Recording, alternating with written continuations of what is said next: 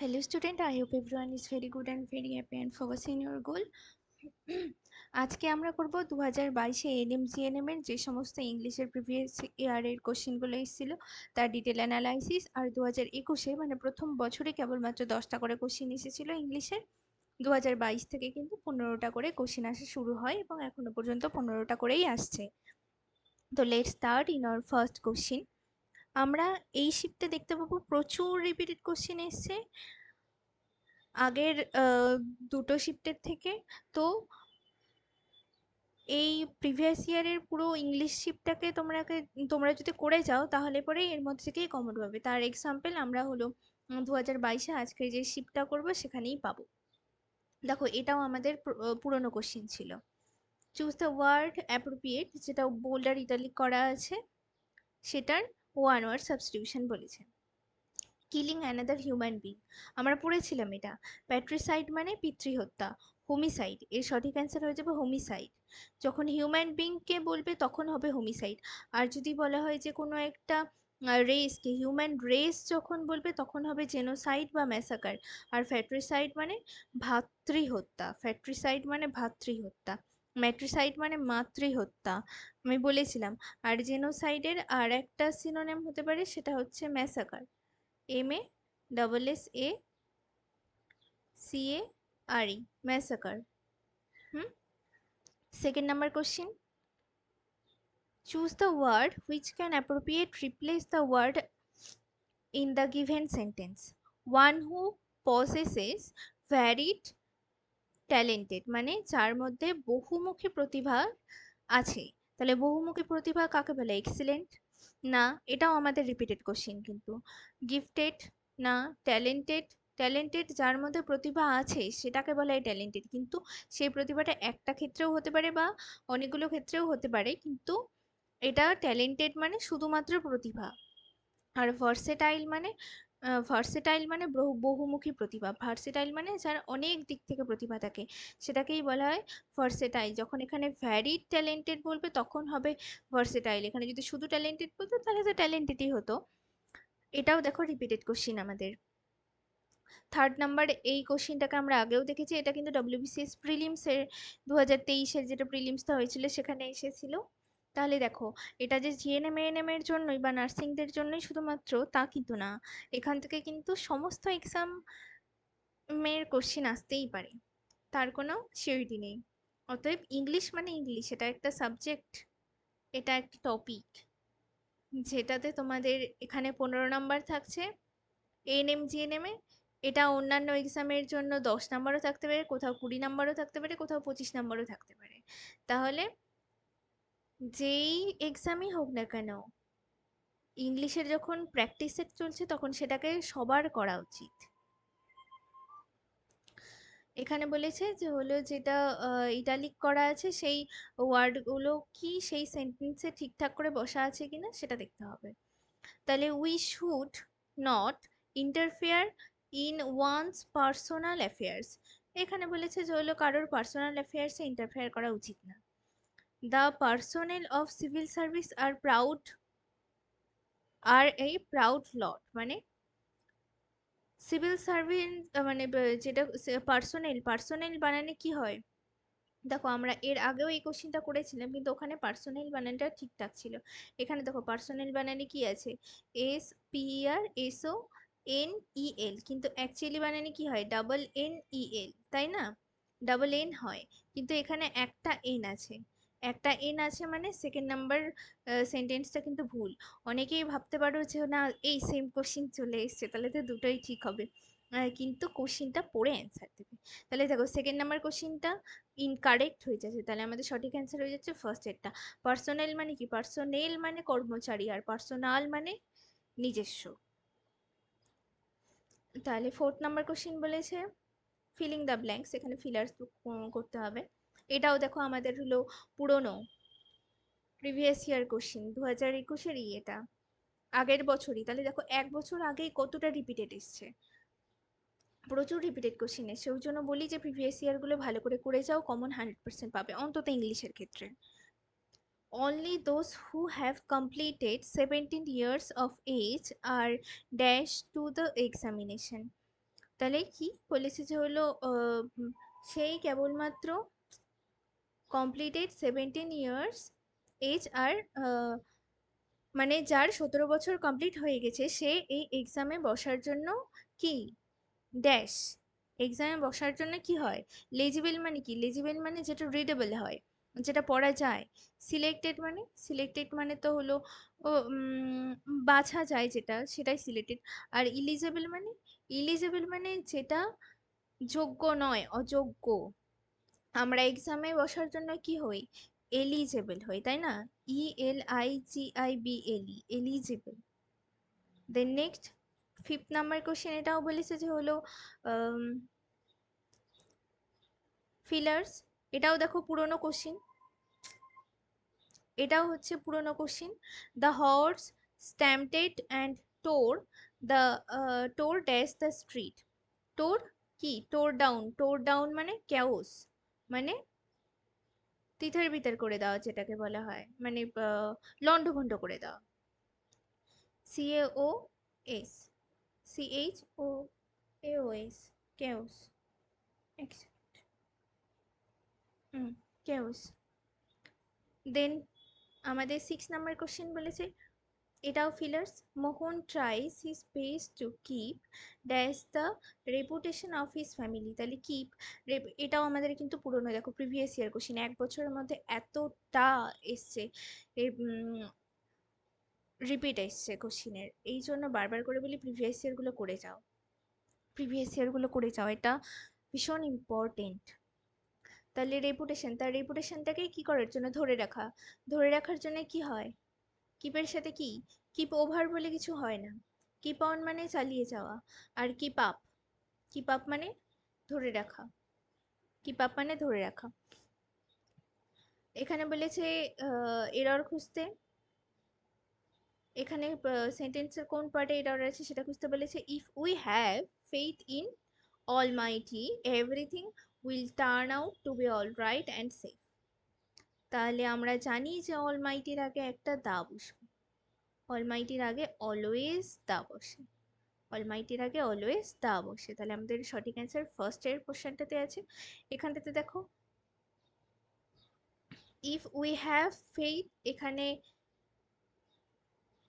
If এর পরে we আছে তারপরে হ্যাভ আছে উই এর সাথে অলওয়েজ হ্যাভ বসে হ্যাজ বসে না আমরা জানি প্লুরালের সাথে এই হ্যাভ বসে হ্যাজ বসে না তাহলে উই হ্যাভ ফেইথ বলেছে ইন অলমাইটির আগে দা বসছে তাহলে আমাদের এর অর্থ এখানেই পাওয়া গেল বলেছে everything will turn out to be all right and safe everything will turn out তাহলে দেখো এখানটাতে এভরিথিং এর জন্য এখানে উইলটা বসানো হয়েছে এই পোর্শনটা একটা ক্লজ তারপর এভরিথিং থেকে কিন্তু আরেকটা ক্লজ শুরু everything will turn out to be all right and safe উইলের পরে আমাদের ভার্বের ফার্স্ট ফর্ম বসে ওই জন্য এখানে টার্ন আউট হয়েছে টার্ন আউট হয়নি এই জিনিসটাকে খেয়াল রাখবে turn out to be all right and safe ঠিক আছে এখানটাতে বলেছে যে রংলি স্পেলড ওয়ার্ড কোন ওয়ার্ডটা ভুল আছে রংলি স্পেলড মানে যেটা ঠিক নেই ইম্যাচিওর IMMATURE ইম্যাচিওর ঠিক আছে ইম্যাচিওর মানে কি ইম্যাচিওর মানে যেটা পরিণত না ম্যাচিওর মানে পরিণত হয় ইম্যাচিওর মানে পরিণত না যেটা ইমপেস মানে IMPASSA ইমপেস মানে ওয়ান ওয়ে যেটা বাংলাতে বলে মানে ওয়ান ওয়ে রুট হয় না মানে যেটা দিয়ে শুধুমাত্র যাওয়া যায় আসা যায় না এরকম একটা রুট বা আসা যায় যাওয়া যায় না মানে একটা সাইডেই যেটা খোলা থাকে আর একটা সাইড খোলা থাকে যেরকম আমাদের হার্টের চেম্বার বলা যায় হার্ট চেম্বার কিন্তু ওয়ান ওয়ে হয় তারপরে হচ্ছে বায়োলজিটা এখানে হয়ে যাচ্ছে বলো তারপরে হচ্ছে জাইলেমটা কিন্তু ওয়ান ওয়ে হয় আর ফ্লোয়েমটা কিন্তু টু ওয়ে হয় মেবি তো সেই ওয়ান ওয়ে মানে শুধুমাত্র একটাই পথ থাকবে যার সেটা হয়ে যাচ্ছে ইমপেস আর ইমাকুলেট মানে পবিত্র IMMACULATE ইম্যাকুলেট মানে পবিত্র ইম্যাকুলেট মানে পবিত্র আর ইম্পেসেবল ইম্পসিবল বানান মানে নিখুঁত, এখানটাতে আই এম একটা এম হয় আর একটা সি হয়। Impeccable, I M P E C A B L E, impeccable মানে নিখুঁত। তাহলে আমাদের সঠিক অ্যান্সার কিন্তু 4 নাম্বার হয়ে গেল। এখানেও বলেছে রংলি স্পেলড ওয়ার্ড, মানে কোন ওয়ার্ডটা ভুল আছে। ইভাশন, ইভাশন মানে কি? ইভাশন মানে ছল করা। ইভেশন মানে ছল করা, EVASION, ইভেশন মানে ছল করা। আর ওভাশন, ওভাশন মানে সরি উৎসব, মানে যেটা অকেশন যেটা হয় সেটাকেই আমরা ওভেশন বলতে পারি। ইরোশন মানে তো আমরা জানি যেটা হলো সয়েল ইরোশন হয়। আহ কিসের কিসের জন্য সয়েল ইরোশন হয় তোমরা বলবে।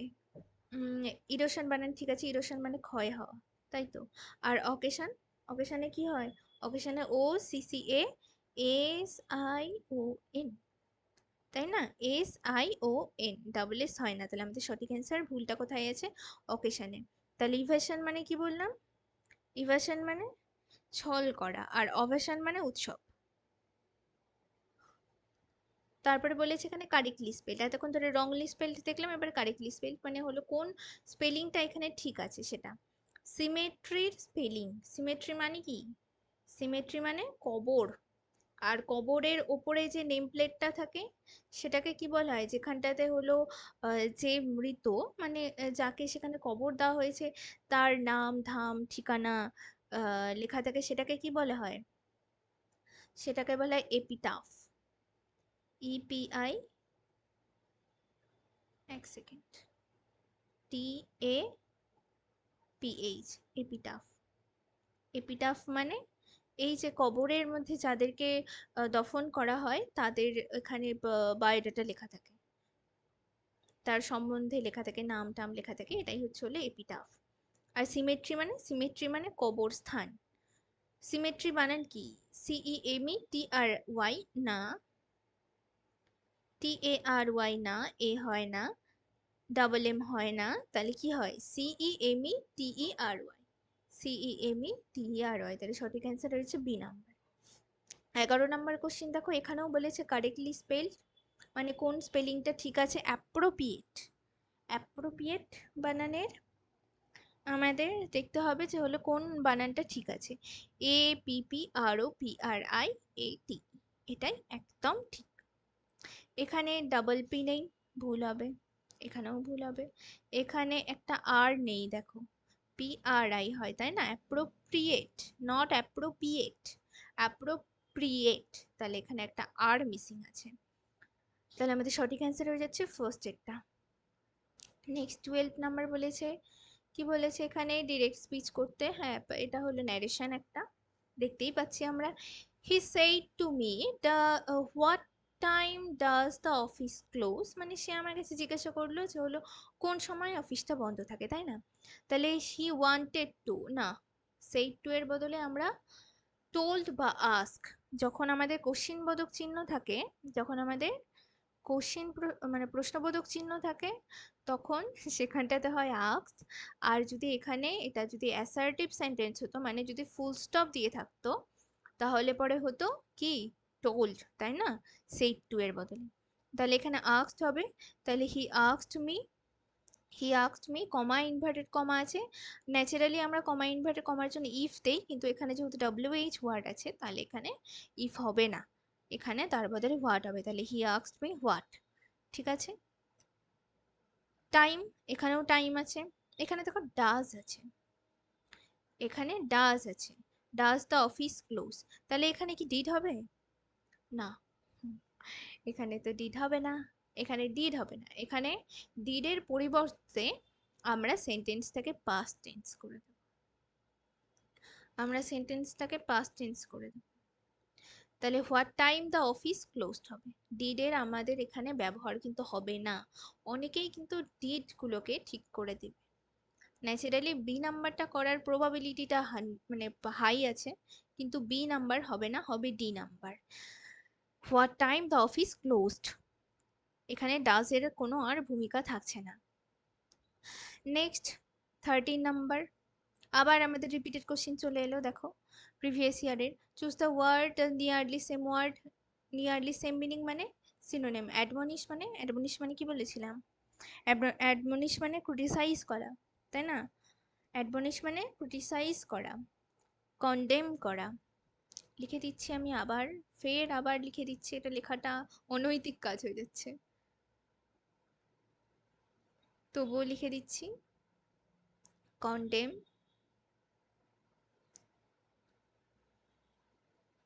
Criticise,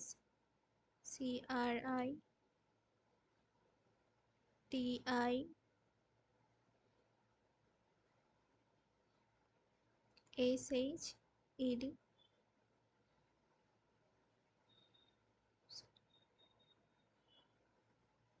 sorry sorry sorry sorry sorry, chide, CHIDE, আর ক্রিটিসাইজ, CRITI, কি ভাবছি আমি নিজেও জানি না। SIZE, ক্রিটিসাইজ করা বা রিবিউক করা, বা রিবিউক করা। তাহলে কন্ডেম, চাইড, ক্রিটিসাইজ, রিবিউক, এটা হয়ে যায় অ্যাডমনিশ। আর প্রেইজ, প্রেইজ কি? প্রেইজ মানে তো এটা তো অ্যান্টোনিম হয়ে যাবে। প্রেইজ মানে তো আমরা কারোর সম্বন্ধে ভালো কিছু বলা হয়ে যায়, তাই না? অ্যাপিল করা মানে তো কোনো দরখাস্ত করা, সাপোর্ট করা তো সাপোর্ট করা। নেক্সট বলেছে যে অপোজিট মিনিং।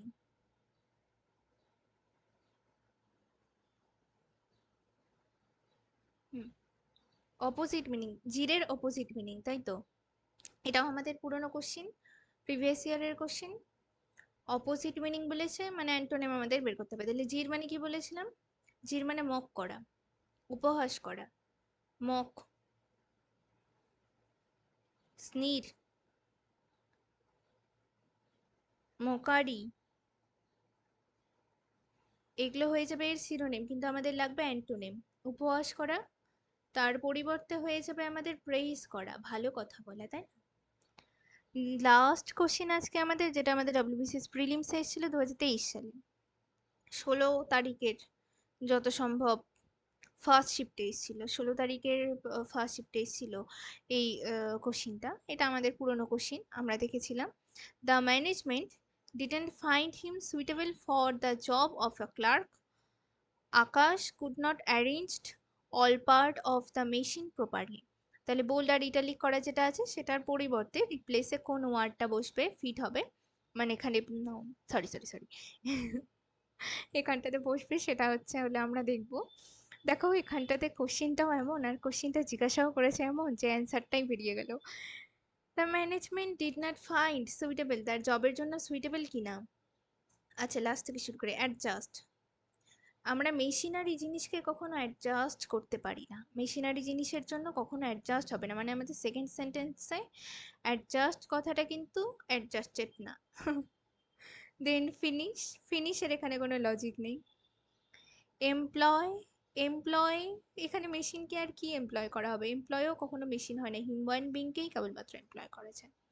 তাহলে আমাদের সঠিক অ্যান্সার হয়ে যাচ্ছে ফিট, যে তার পদের জন্য সে ফিট না, বা সেই মেশিনগুলোকেও সে ফিট করতে পারছে না। তাহলে আমাদের সঠিক অ্যান্সার হয়ে যাচ্ছে এ নাম্বার, ফিট। আজকের তাহলে সেশন এতটুকুই। সবাই ভালো থাকবে, আর ভালো লাগলে অবশ্যই লাইক, শেয়ার আর সাবস্ক্রাইব করে দেবেন। সবার সাপোর্টের ভীষণ দরকার।